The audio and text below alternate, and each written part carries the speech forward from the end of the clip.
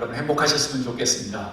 비록 많이 힘들고 어려운 시간을 보내고 있지만 여러분 안에 성령의 능력 안에 다시 한번 주님과 가까워지고 하나님을 만나는 귀한 시간들이 되었으면 좋겠습니다.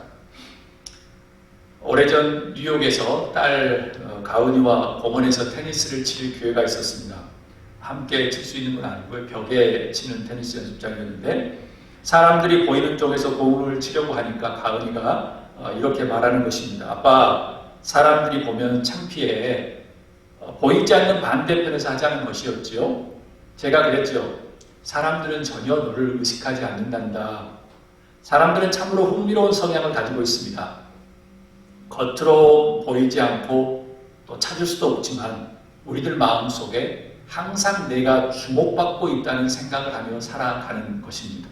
솔직히 하나님께서 우리를 보고 계실 때는 주목받고 있지요. 세상에 많은 사람이 있지만 한 명은 우리를 주목하기도 하겠지요. 유명한 연예인들만 그런 생각을 하는 것이 아니라 보통 사람들도 다른 사람들을 의식하며 살아갑니다. 어느 누가 쳐다만 보아도 나를 보는 것으로 오해하지요. 그 사람은 그냥 지나가는 겁니다. 상대편은 아무 생각 없이 보는데도 말입니다. 그것이 즐거운 행복으로 다가와서 내 자신을 가꾸고 발전시키는 그런 건강한 사람들도 있는 반면에 그 남의 눈, 정작 나를 쳐다보는 것도 아닌데 그 남의 눈에 스트레스로 다가와서 자존감이 약해지고 또 집을 나가지도 못하고 다른 사람들과 관계를 맺지 못하는 상태가 되어서 직장도 너무 버거워하는 사람들도 세상에 많습니다. 이런 문제들 때문에 학교에서는 왕따가 되기도 하고요. 또 얼굴을 뜯어 고치기도 하고 또 대인기피증이 있기도 하고 또 공황장애를 느끼기도 하고 또 우울증 등이 발생하기도 합니다. 그래서 현대시대가 지상 외모주의가 우세한 세상이 되었나 봅니다. 여러 가지 면도 있죠. 물질 우상주의, 머티리얼리즘이 강한 시대이지요. 크고 또 잘나가고 많이 있으면 성공이라고 생각하는 것입니다. 사람들은 항상 어디를 가든지 자신이 주목받고 산다고 생각합니다. 좋든 나쁘든 간에 말이죠. 예수님께서 여리고에 가까웠을 때 소경 바디물을 고치시고 여리고에 들어가 지나가셨습니다. 그 여리고 성에 삭개오라고 하는 세리장이 살고 있었습니다. 세리들은 돈이 많은 사람들입니다. 그 중에서 세리장이니 당연히 부자는 당연한 것이겠지요. 당연히 돈이 많을 겁니다. 보통 세무국에 있는 사람들은 똑똑한 사람입니다. 그렇게 똑똑한 머리에 돈도 많았습니다. 그런데 그 당시 문제는 세리들은 똑똑하긴 했지만 많은 사람들의 원성을 듣고 손가락질을 받는 사람들이었습니다. 앞에서 보이는 것은 하지 않았겠죠. 뒤에서. 왜냐하면 로마의 식민지에서 로마의 앞잡이처럼 돈을 긁어모으는 사람들이었기 때문에 그렇습니다. 그래서 보통 서민들에게는 원망과 불평의 대상이었지요. 그리 달갑지 않은 존재라는 의미입니다. 제가 3절, 4절 읽도록 하겠습니다. 그가 예수께서 어떠한 사람인가 하여 보고자 하되 키가 작고 사람이 많아 할 수 없어 앞으로 달려가서 보기 위하여 돌 무화과 나무에 올라가니 이는 예수께서 그리로 지나가게 됨이로라.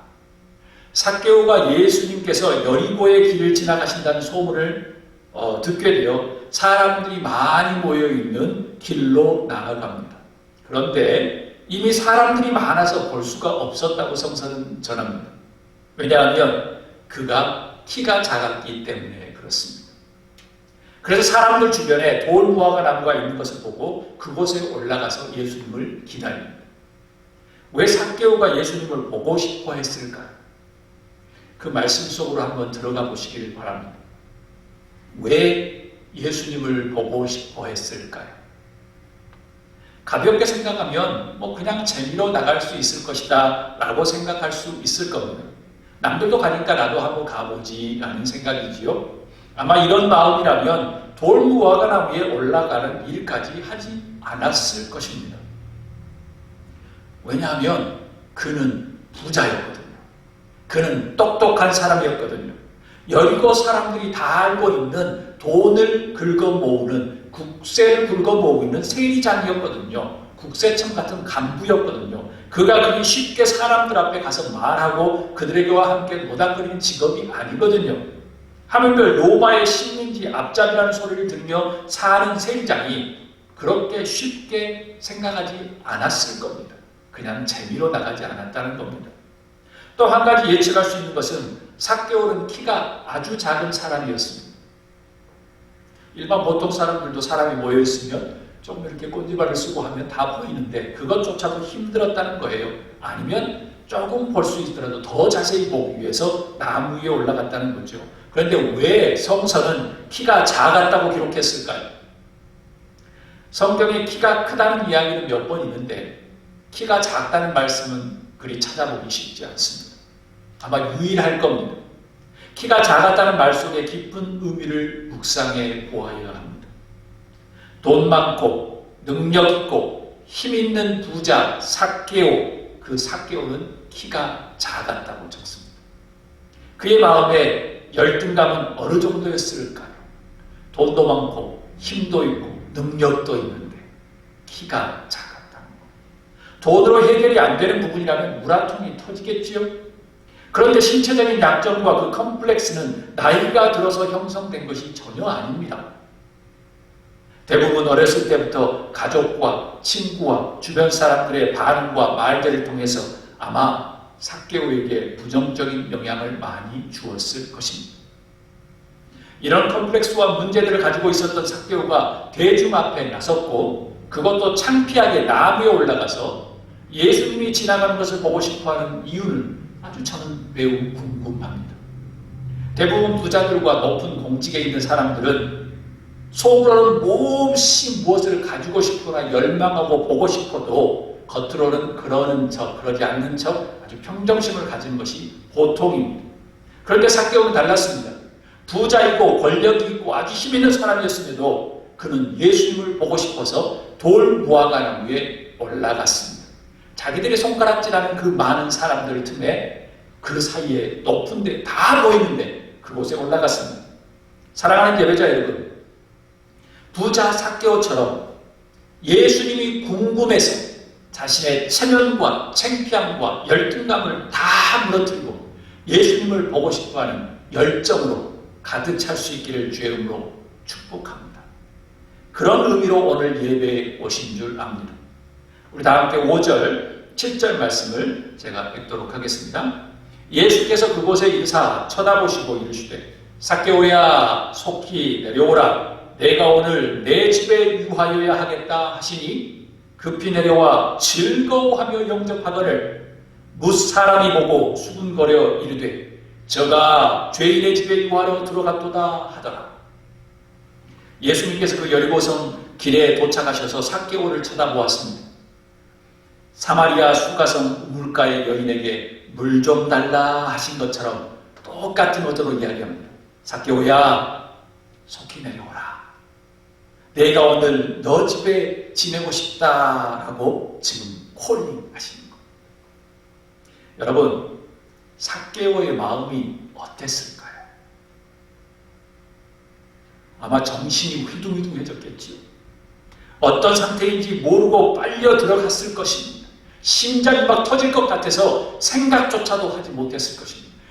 계속 심장이 뛰고 너무 정신이 없어서 그 말을 듣고 온통 예수님께 빨려 들어갔을 것입니다. 많은 사람들이 모여있는 곳에서 사람들의 눈이 자기를 향해서 집중하고 있었을 텐데 말이지요. 예전에는 키가 작은 컴플렉스로 주변 사람들의 눈이 무섭고 스트레스가 많아서 평생 열등감 속에서 살았지요. 모처럼 용기를 내서 예수님을 보기 위해 나갔는데 예수님께서 다른 멋지고 화려하고 잘생긴 사람에게 요청하신 것이 아니라 키가 작고 볼품없는 자신에게 말을 걸었던 겁니다. 집에서 식사하자고 잠을 청하시는 겁니다. 그것을 어찌 표현할 수 있겠습니까? 막 심장이 터져버릴 것 같았겠죠. 저는 이렇게 말하고 싶습니다. 삭개오야 속히 내려오라. 삭개오야 속히 내려오라. 사랑하는 여러분, 여러분 안에 삭개오처럼 외모에 대한 컴플렉스, 부모님에 대한 창피함, 집안에 대한 자괴감, 학력에 대한 열등감, 직업에 대한 불안감, 과거에 대한 모멸감, 그것으로 가득 차 있습니까? 예수님께서 말씀하십니다. 누구누구야 열등감의 감정에서 자괴감과 모멸감과 창피함과 그리고 불안감에서 내려오라 라고 말씀하십니다. 예수님은 속히 내려오라고. 내가 오늘 너와 함께 지내겠다. 왜? 내가 너를 지명하여 나의 사랑하는 아들과 딸로 부르겠다라고 말씀하십니다. 삭개오는 머뭇머뭇거리지 않았습니다. 꼭 준비라도 한 것처럼 즐거워서 영접합니다. 삭개오가 얼마나 기다렸을까요? 아무 사심과 비판과 원망의 분이 없는 분이 자신에게 말을 걸었고 집에 함께 거하고 싶다고 콜링하신 것입니다. 그래서 즐거워서 춤이라도 추고 싶은 것이죠. 그래서 성서는 이야기합니다. 즐겁게 영접했다고 말합니다. 사랑하는 여러분, 예수님께서 오늘 여러분에게 콜링하십니다. 삭개오야, 삭개오야, 속히 내려오라. 누구야, 속히 내려오라. 그 열등감에서, 그 모멸감에서, 그 자괴감에서, 그 불안감에서 내려오라 라고 말씀하십니다. 삭개오처럼 즐거움과 기쁨으로 예수님을 마음속으로 영접하여 여러분의 인생이 변화될 수 있기를 주님으로 축복합니다. 이런 이해되지 않는 상황을 보면서 사람들이 수근수근거립니다. 세상 일은 다 항상 수근수근거리죠. 왜일까요?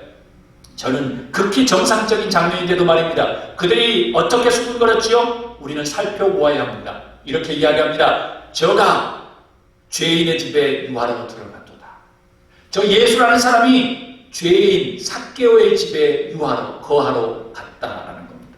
예수님께서 자신들에게 말씀을 걸지 않으시고 서민의 집에 거하지도 않으시고 죄인의 집인, 아니 피도 눈물도 없는 로마의 앞잡이의 집, 부자의 집에 들어갔다고 수군거리는 겁니다. 사람들의 눈이 정확한 것입니다.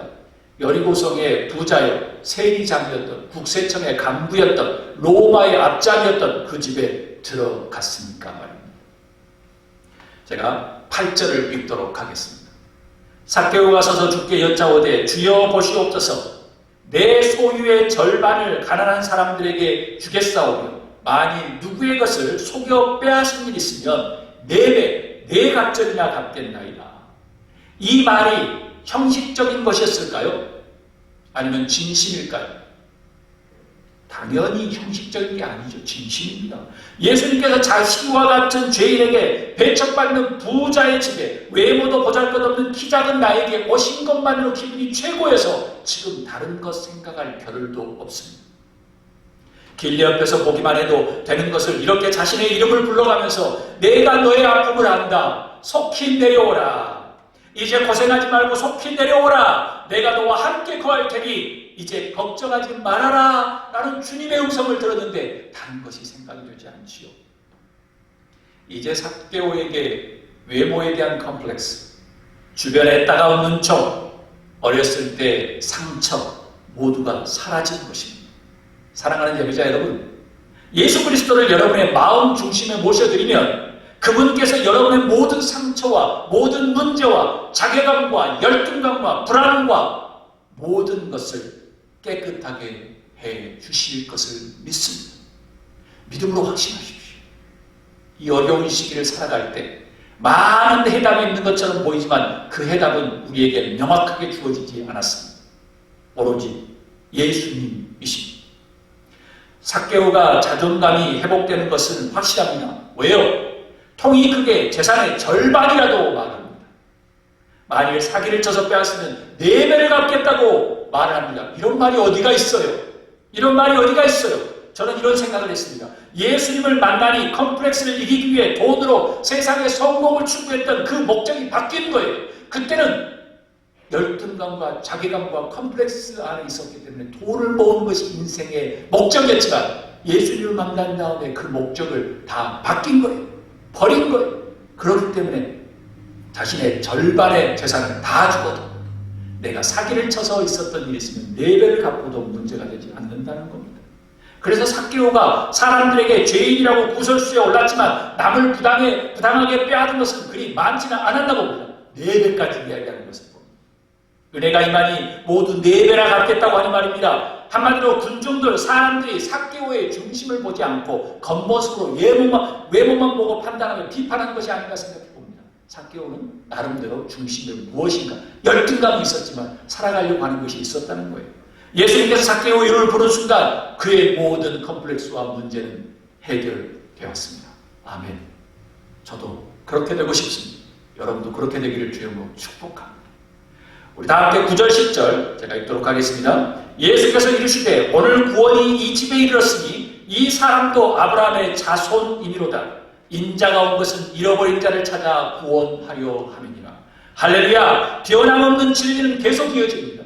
오늘 구원이 이 집에 임했다. 그는 죄인이 아니라 구원의 자손이다. 믿음의 자손이다. 그러시고 그 유명한 말씀이 삭개오의 집에서 나옵니다. 내가 온 것은 잃어버린 자를 찾아 구원하려 함이니라 라고 말씀하십니다. 이 잃어버린 사람이 누구인가요? 삭개오였습니다. 모든 사람이 배척하고 죄인이라고 손가락질한 그 사람, 볼품없는 외모 덕에 어른 축에도 끼치 못했던 그 조그만한 키의 사람, 오죽 했으면 나무에 올라가야 했던 사람, 어렸을 때부터 왕따의 삶을 살았던 그 사람, 따돌림을 이기기 위해서 이를 악물고 돈을 벌려고 했던 그 사람, 정신없이 앞만 보고 뛰어갔던 상처 입은 그 사람, 잃어버린 사람을 위해서, 그 사람을 위해서 예수님은 오셨습니다. 우리가 불안하고 스트레스가 많을 때 꿈을 꾸면 이런 꿈이 많이 나타나죠. 어떤 사람이나 동물이나 건물들에 쫓기는 것이죠. 공격을 당하는 꿈을 꾸게 됩니다. 이것을 영어로 말하면 이렇게 표현합니다. Dream attack. 꿈의 습격 같은 개념인 것이죠. 부정적인 이미지가 강하지요. 마음의 상태를 잘 반영하고 있기 때문에 그렇습니다. 대부분의 우리는 누군가에 의해서 강제로 꿈이 심어지고 또 자라고 그 꿈을 또 비관하고 사랑하는 경우가 대부분 많습니다. 어렸을 때부터 너는 무엇이 되어야 한다, 너는 이렇게 기대한다 라고 하는 것들이죠. 삭개오처럼 말입니다. 너는 키가 작으니까 이래야 된다, 너는 키가 작으니까 볼품없으면 이래야 된다. 그래서 우리는 부지불식간에 자녀들에게, 주변 사람들에게 언어를 조심해야 합니다. 한 영혼이 행복하게 살 수 있기도 하지만 평생 컴플렉스 속에 아니면 지옥 속에 살 수 있게 살도록 만들기 때문에 그렇습니다. 그들에게 여러분이 예수님처럼 따뜻한 사랑과 위로와 복음의 손을 내미는 여러분이 되기를 주님으로 축복합니다. 그래서 오늘 설교 제목처럼 찾아온 꿈의 습격이라는 용어를 제가 사용했습니다. 세상의 모든 꿈들은 이유와 상황을 불문하고 내 혼자 나타내기도 하지만 어느 누군가에서 시작되어서 나에게 찾아옵니다. 전달되어집니다. 따라서 저는 꿈의 습격이라는 말을 사용하고 싶습니다. 자신이 생각해서 꿈을 찾아가기도 하지만 그것도 이미 누구에게서나 아니면 예배를 통해서 책에서나 대중매체나 요즘에 유튜브의 강연들을 통해서 그 영향력으로 자신에게 찾아온 것들입니다. 그러나 작은 영향력으로 녹록지 않은 현실 속에서 꿈은 이루어지기 쉽지 않는 법입니다. 무엇인가 어떤 힘이 강하게 영향력을 주지 않으면, 습격하지 않으면 생각으로 끝나거나 아니면 가치 없는 꿈, 일장춘몽으로 끝나기 쉽습니다. 오늘 외모 컴플렉스를 돈으로 모으려고 했던, 대신하려고 했던 그 목적을 가지고 살았던 삭개오에게 꿈이 찾아옵니다. 예수님께서 잃어버린 한 영혼을 향하여 꿈을 습격하듯 삭개오에게 주셨습니다. 그렇지 않고서 어떻게 재산을 반을 나누어 주겠다고 말합니까? 자기가 부당하게 처한 사기를 치거나 했던 사람들을 네 배나 갚아주겠다고 말하겠습니다. 그의 삶의 목적과 방향과 가치관과 라이프 스타일과 철학이 통째로 바뀐 것입니다. 그게 예수님을 만나는 사람들의 특징입니다. 꿈은 그만큼 위대하고 엄청난 파워를 가지고 있습니다. 절대자이신 분에 습격되지 않는 꿈은 절대 이루어질 수가 없습니다. 이루어진다 할지라도 그것은 바로 망하는 꿈일 수 있죠. 의도되지 않은 상황에서 꿈이 습격되었던 두 인물을 소개하고자 합니다. 1955년 12월 1일 알라바마 몽고메리에서 로자 팍스라고 하는 여인이 버스에 올라탔습니다. 사람이 많아서 백인들에게 자리를 양보하라고 이야기합니다. 백인의 자리와 흑인의 자리가 나눠졌던 시대이죠. 그때 Whites Only라고 하는 인종차별이 심했던 당시에 버스 속에서는 로자 팍스가 그것을 대항하면서 이야기합니다. 백인들이 탔던 자리에 앉으면서 그것은 백인들이 타야 되니까 뒤로 가라고 이야기할 때 이렇게 저항합니다. 그리고 로자 팍스가 이렇게 이야기합니다.